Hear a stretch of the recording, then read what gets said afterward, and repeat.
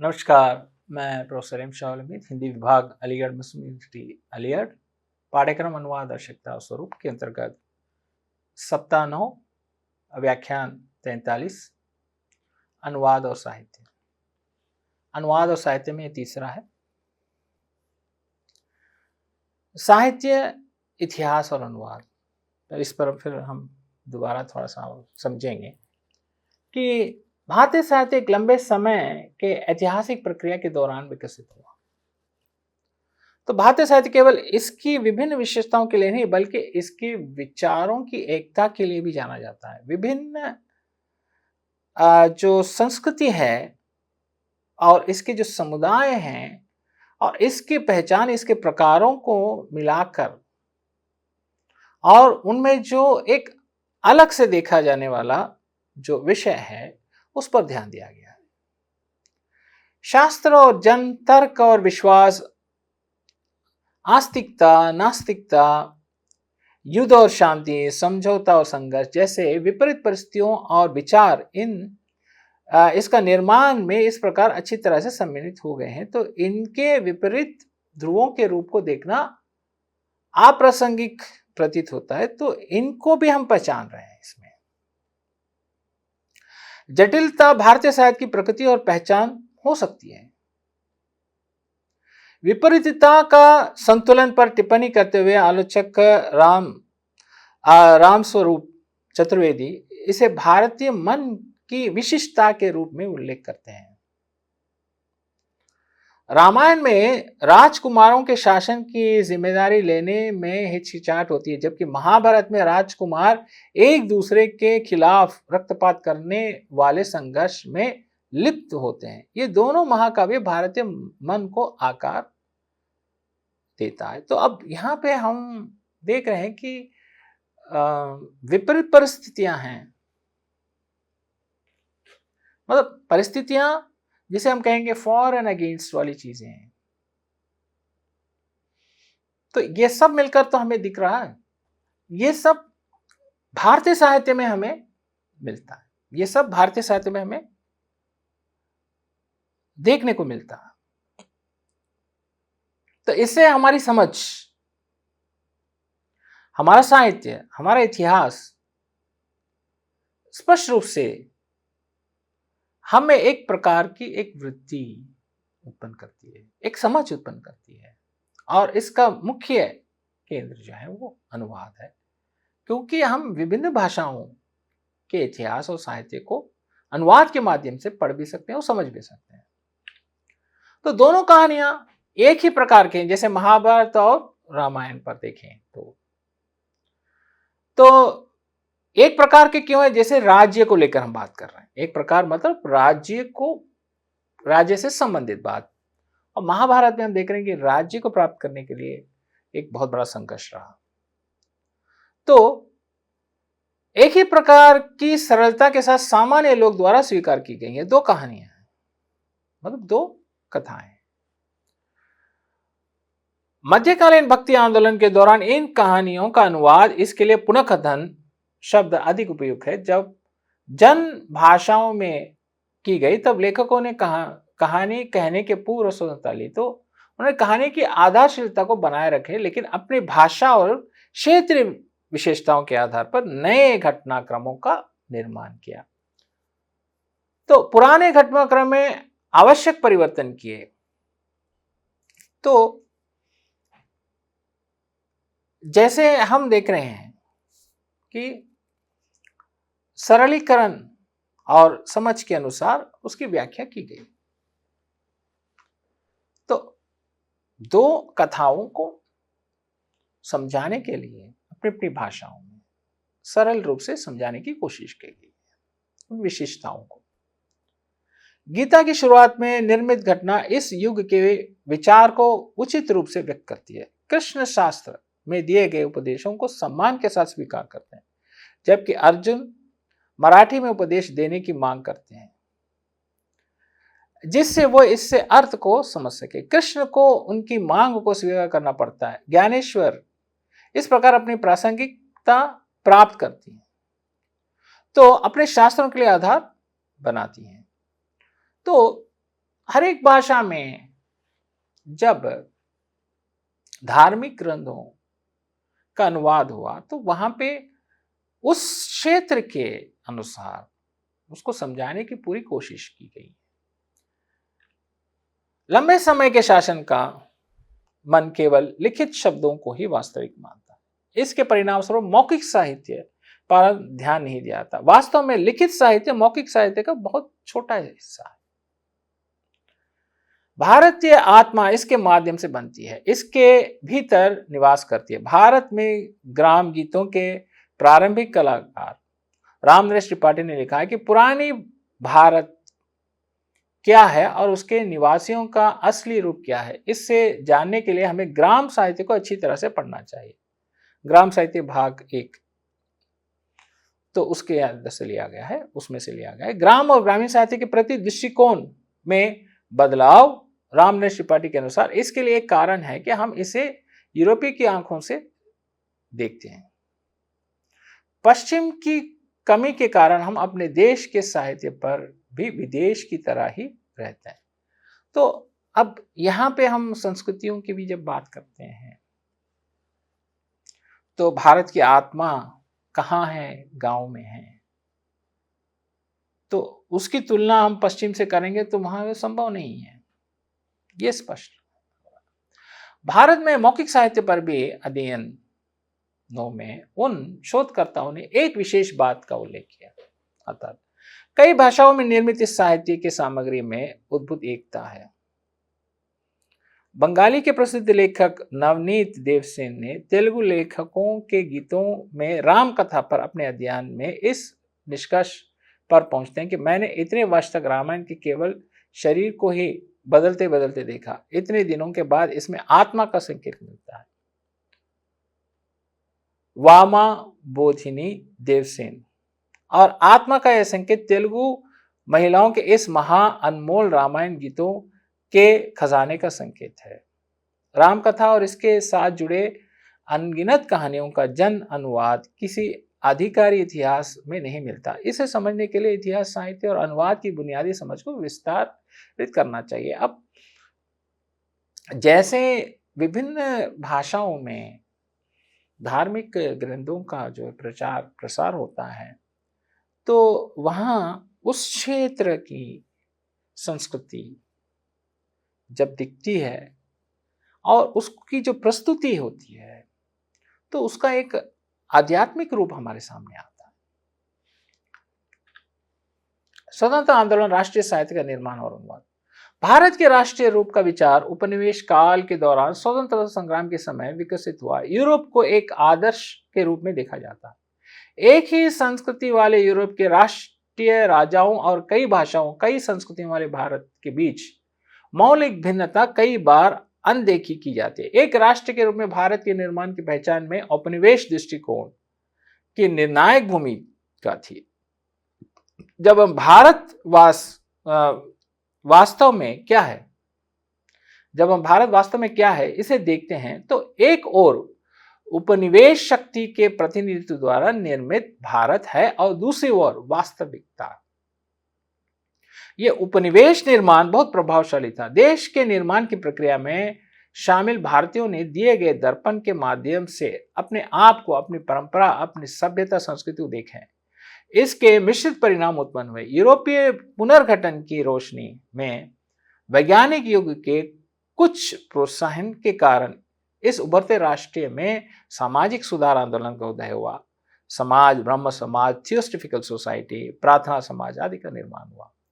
तो स्वतंत्रता आंदोलन और राष्ट्रीय साहित्य का निर्माण, अब यहाँ पे अगर हम बात करेंगे तो हमारे उपनिवेश काल में जो शिक्षा हमें मिली है या जो साहित्य हमें मिलता है वहां पे हम जो है एक राष्ट्रीय साहित्य के निर्माण पर आते हैं। क्यों? क्योंकि ऐसी भावना पूरे राष्ट्र में फैलती है। अब क्या है, क्यों ऐसी बात हम कह रहे हैं? तो यहां पे एक बात है कि सारा भारत अंग्रेज के अधीन रहा, अंग्रेजी शासन के अधीन रहा, ब्रिटिश शासन के अधीन रहा सारा भारत। तो सारे भारतवासी ये सोचते थे कि हम स्वतंत्र नहीं हैं और समान जो भावनाएं हैं वो सब भारतवासियों में रहे। तो जो साहित्य का निर्माण हुआ वो राष्ट्रीय स्तर पर होने लगा और उसमें जो है समाज सुधार आंदोलन उत्पन्न हुए और उसका प्रचार प्रसार हुआ। अब आप ये देखेंगे कि जो है कश्मीर से लेकर कन्याकुमारी तक गांधी जी का प्रभाव रहा सारे भारत पर, आज भी है। तो कैसे संभव?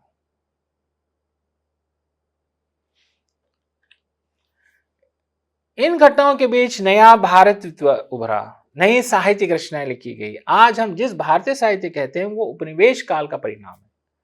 अंग्रेजों, पुर्तगालों, डचों और फ्रांसीसियों जिन्होंने देश के अपने उपनिवेश स्थापित किए थे ने भारत को एक वास्तविक स्थिति के रूप में देखा।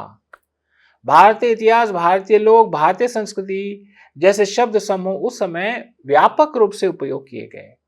भारतीय साहित्य शब्द और विचार भी उस समय विकसित हुए। इस निर्माण में अनुवादों के निर्णायक भूमिका है। भारतीय ग्रंथों का यूरोपीय भाषाओं में व्यापक रूप से अनुवाद किया गया। इससे भारत का एक रूप उभरा। अनुवादकों की प्राथमिकताओं और अप्रत्यक्ष स्पष्ट स्वार्थ इस पूरी प्रक्रिया में कार्यरत थे।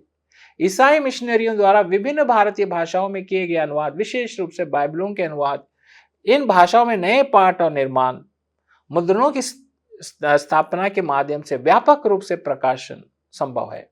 परिणाम स्वरूप गद्य लेखन बड़े पैमाने पर होने लगे। गद्य का विकास के साथ अनुदित साहित्य भी वृद्धि परिलक्षित हुई।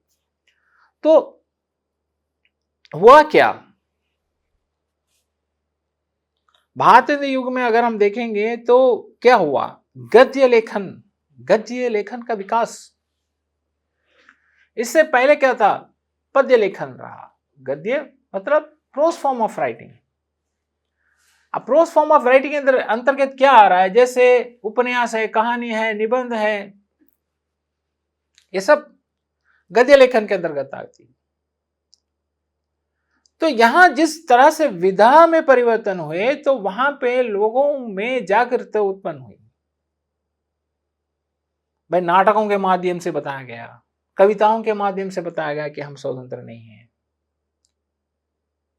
खासकर जो पत्रकारिता का जो प्रभाव रहा, क्योंकि लोगों तक समाचार पहुंचता था।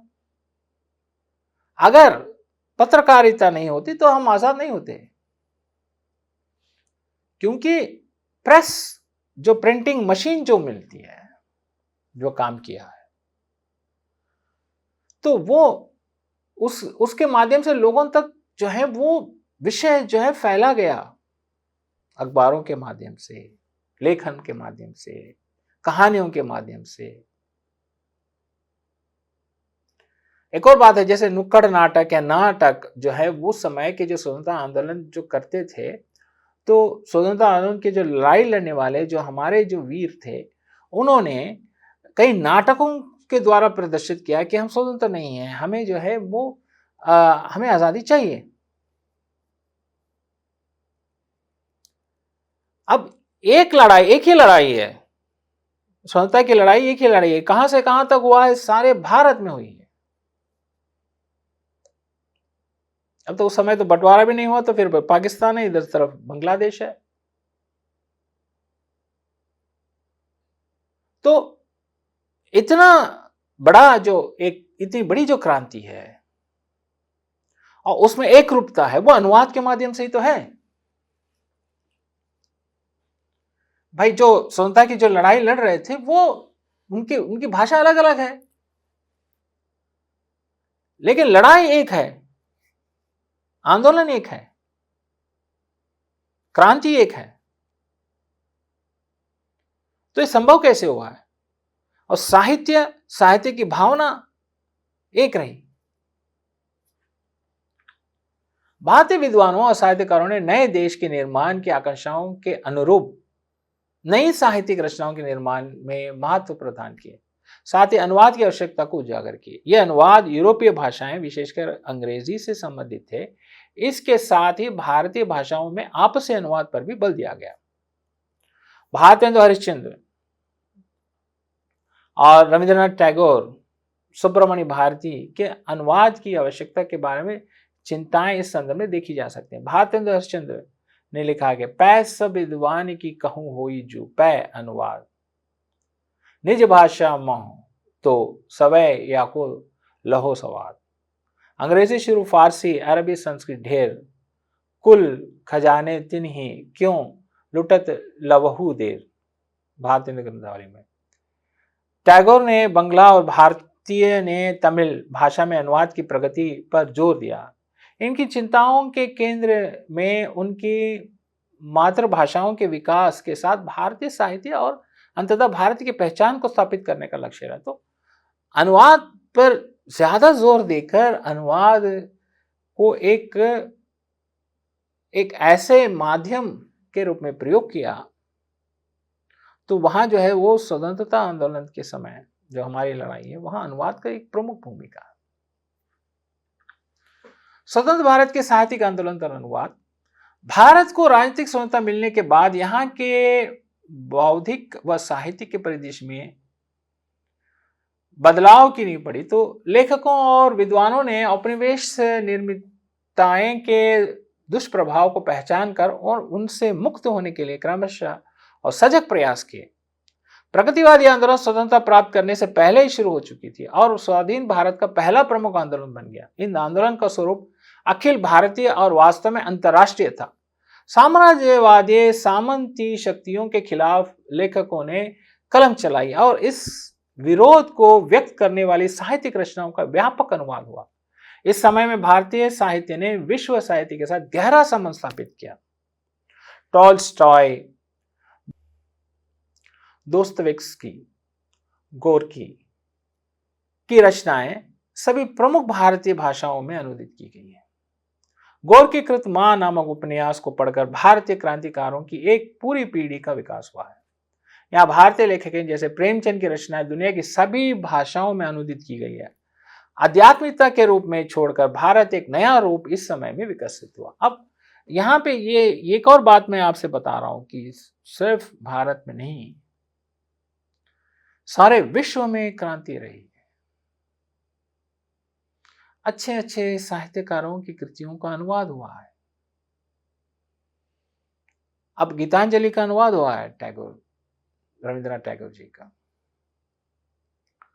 तो सब विचार सारे विश्व में आदान प्रदान हुए। 1980 के दशकों में उभरी महिलावादी लेखिका और आंदोलन ने अनुवाद की गति को आगे बढ़ाया और भारतीय साहित्य में लिंग के प्रश्न को प्राथमिकता प्रश्न बना दिया। इसके बाद दलित आंदोलन भी उभरे, साहित्यिक सक्रियता और वैचारिकता के उच्चतम स्तर को दर्शाया। मराठी हिंदी दलित साहित्य के प्रसिद्ध अनुवादक डॉक्टर सूर्य नारायण रणसुभे ने लिखा है कि जब वर्ण व्यवस्था के खिलाफ आंदोलन शुरू होते हैं तो समानता की मांग उठी और विषमतावादी सामाजिक व्यवस्था के खिलाफ विद्रोह की ज्योति प्रज्वलित होती है। तब यहां निर्माण में मौलिकता का आगाज होता है। अब अन्य भाषाओं में उत्कृष्ट कृतियों के अनुवाद का प्रयास करने लगते हैं। अनुवाद की समाजशास्त्र उससे संदर्भ लिया गया है। विश्वविद्यालय पाठ्यक्रमों में भारतीय दलित साहित्य को शामिल करना शुरू करने के बाद दलित साहित्य की कृतियों में अनुवाद में काफी गति आई है। आज आदिवासी साहित्य और प्रवासी साहित्य के सृजन परिदृश्य में जो अनुवाद का जो अहम भूमिका है वो सराहनीय है। भारतीय साहित्य की पहचान का सही समकालीन परिदृश्य हमारे सामने आता है। तो 1980 के बाद तो बहुत ज्यादा क्रांति हुई है और बहुत सारे परिवर्तन हुए हैं, जहाँ पे अनुवाद जो है वो एक साधारण रूप से जो है उसका प्रवाह पूरे भारत में हुआ है। कोई भी ऐसा वाद नहीं है जहाँ पे जो है अनुवाद के बिना जो वो उस कृति का प्रचार ना हो। जैसे दलितों के लिए, आदिवासियों के लिए, महिलाओं के लिए, समाज में एक रूपता लाने के लिए सब जो है वो हर भाषाओं में जो कृतियां लिखी गई हैं उसका अनुवाद हो रहा और लोगों तक सभी संदेश पहुंच रहा। हमने भारतीय साहित्य का अनुवाद का संक्षिप्त परिचय प्राप्त किया है। तो भारतीय साहित्य के आधारभूत तत्व, भारतीय साहित्य की निर्मित का इतिहास इस इकाई का केंद्रित हिस्सा बना है। राष्ट्रीय निर्माण से पहले भारत की राष्ट्रीय संस्कृति संचार में मौजूद थी। एक सी सामाजिक मर्यादा, लगभग समान जीवन मूल्य और जीवन दर्शन इस भूखंड के लोगों को एकता के सूत्र में बांधते हैं। साहित्य इस एकता के प्रतिबिंब का प्रमुख आधार है। आंदोलन को किसी एक परंपरा भारत की धारा पर चलती है, तो इन आंदोलन ने सांस्कृतिक एकता के ताने बाने में जो है पुनर्निर्मित, पुनर्परिभाषित किया है। तो साहित्य तथा अनुवाद पर उल्लेखनीय असर पड़ता है। विभिन्न भाषाओं के बीच आवाजाही बनाने का और बढ़ने का एक तरफ संपर्क भाषा का निर्माण हुआ है, तो दूसरी तरफ अनुवादों की मांग बढ़ी है। बौद्ध, जैन आंदोलन, भक्ति आंदोलन ने धर्म के लोकतांत्रिकता पर बल देकर पारस्परिक वर्चस्व को सफलता चुनौती दी है। तो स्वाधीनता आंदोलन ने साहित्य में राजनीति का प्रवेश हुआ है, जिसने भारतीय की आत्म छवि में बदलाव लिया है। भारतीय साहित्य की प्राथमिकता भी बदल दी है। स्वतंत्रता प्राप्ति के बाद सामाजिक सांस्कृतिक आंदोलनों ने उक्त आत्मा छवि में परिष्कार संबंध किया है। तो परिवर्तन वैश्विक पटल में सार्थक हस्तक्षेप भी किया है। तो इस हस्तक्षेप में अनुवादों का उल्लेखनीय योगदान है। तो सारे भारत में जो विकास हुआ है, जो परिवर्तन दिख रहा प्राचीन काल से आधुनिक काल तक, वहां अनुवाद का योगदान प्रमुख है। तो यहां आपने अनुवाद और साहित्य पर व्याख्या सुनी है। कुछ इस बार बदलकर मैं कुछ शब्द दे रहा हूं जो आपको पर्यायवाची की भी जरूरत है अनुवाद में, ताकि आप शब्दों को समझ सकें कि शब्द का अर्थ क्या है। तो पर्यायवाची शब्द वो शब्द जिनके बोले जाने पर एक समान भाव उत्पन्न हो, जैसे पत्थर, प्रस्तर, पाहन, पाषाण, उपल। पानी, जल, वारी, नीर, तोय, सलील, अंबु। आकाश, व्योम, शून्य, गगन, अंबर, आसमान, अंतरिक्ष, नभ, धौ, अनंत। हवा, पवन, वायु, समीर, अनिल, वात, मरुत, पवमान, वयार, प्रकंपन, समी। सांप, सर्प, नाग, विषघर, व्याल, भुजंग, उरग, अहि, पन्नग। जंगल, वन, कानन, बिहड़, विटब, विपिन। घर, गृह, सदन, आवास, आलय, गोह, निवास, निलय, मंदिर। अमृत, सुधा, सोम, पीयूष, अमीय, जीवनोदक। असुर, राक्षस, दैत्य, दानव, निशाचार, धनुज, यातुधन, निशिचर, रजनीचर। अग्नि, आग, अनल, पावक, बहीन। अश्व, घोड़ा, है, तुरंग, बाजी, घोटक, साइंधव। आकाश, गगन, नभ, आसमान, व्योम, अंबर, घौ, अंतरिक्ष, अनंत। आंख, नेत्र, दृढ़, नयन, लोचन, चक्षु, अक्षि, अंबक, दृष्टि, विलोचन। इच्छा, आकांक्षाएं, चाह, अभिलाषा, कामना, इप्सा, मनोरथ, स्पृहा, इहा, वांछा।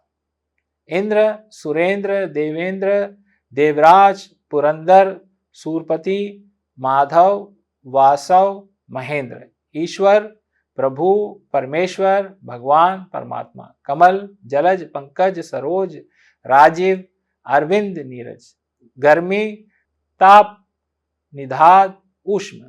गृह, घर, निकेतन, भवन, आलय, निवास, गोह, सदन, आगार, आयतन, आवास, नील, निलय, धाम। गंगा, सूरसारी, त्रिपथगा, देवनदी, जहान्वी, भागीरथी। संदर्भ पुस्तक ग्रंथ एवं अन्य प्रकाशन।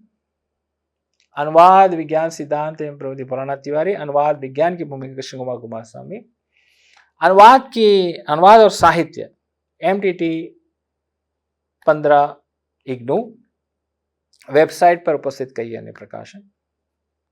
इन सब से सामग्रियों को लिया गया है, प्रस्तुत किया गया है, जोड़ा गया है, इन सामग्रियों के आधार पर व्याख्यान की गई है, उदाहरणों को लिया गया है, ताकि हमारा व्याख्यान सरल हो, आप लोग उसको अच्छी तरह समझ सके, मैं भी आपको अच्छी तरह से समझा सकूं। आज का व्याख्यान यहीं समाप्त होता है। धन्यवाद, नमस्कार।